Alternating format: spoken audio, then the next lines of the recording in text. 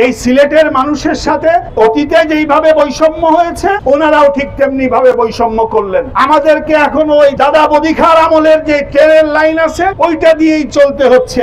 আমাদেরকে একটি এয়ারপোর্ট দিয়ে রেখেছেন যেখানে নাম দেওয়া আছে উসমানী আন্তর্জাতিক বিমানবন্দর, কিন্তু এটার অবস্থা এমন করে রেখেছেন ঢাল নাই তলোয়ার নাই নিধিরাম সর্দার।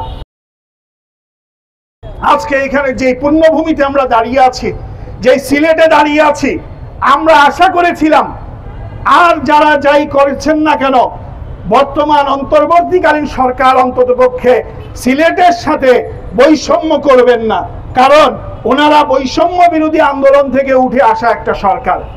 কিন্তু আমরা কি দেখলাম, এই সিলেটের মানুষের সাথে অতীতে যেইভাবে বৈষম্য হয়েছে ওনারাও ঠিক তেমনি ভাবে বৈষম্য করলেন।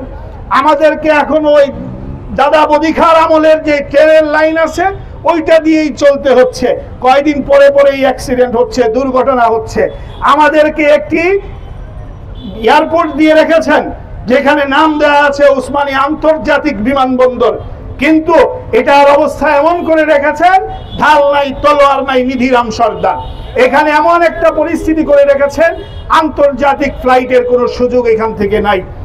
আজকে আমাদেরকে যে রাস্তা ছিল 2 লেনের রাস্তা ছিল, আলহামদুলিল্লাহ 6-7 ঘন্টায় ঢাকায় যেতে পারতাম, আবার চলে আসতে পারতাম। কিন্তু এখন হয়েছে কি 10 ঘন্টা, 15 ঘন্টা, 20 ঘন্টা, 25 ঘন্টা এই রাস্তায় আসা যাওয়া করতে হয়। কারণ আপনারা আমাদেরকে 4 লেন উপহার দিবেন, কারণ আপনারা আমাদেরকে 6 লেন উপহার দিবেন, কিন্তু কাজের কাজ কিছুই নাই, 2 লেনটাও বন্ধ করে রেখেছেন। এখন এই পরিস্থিতি থেকে আমরা উদ্ধার হতে চাই।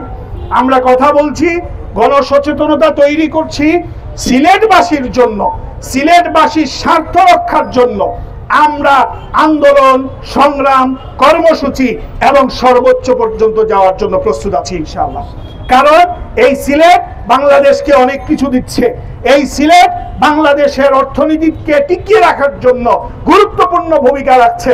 আপনারা আমাদের গ্যাসগুলো নিচ্ছেন, এই গ্যাস নিয়ে আপনারা চিটাগাংয়ের, ঢাকার কলকারখানাগুলো চালাচ্ছেন এবং এইগুলো থেকে রাজস্ব আদায় করছেন, কিন্তু আমার সিলেটের মানুষকে আপনারা গ্যাস দিতে চান না। আপনি গ্যাস দিবেন না, বাসা বাড়িতে অসুবিধা নাই, আমাদেরকে কলকারখানা করে দেন। আমাদের যুবকরা আছে, আজকে এই যুবকরা অটোরিকশা চালানোর জন্য তাদেরকে আন্দোলন করতে হয়। আমাদের এই যুবকরা সিএনজি চালায়, আমাদের এই যুবকরা বিদেশ যাওয়া ছাড়া একটা কর্মসংস্থানের আর কোনো সুযোগ তাদের থাকে না।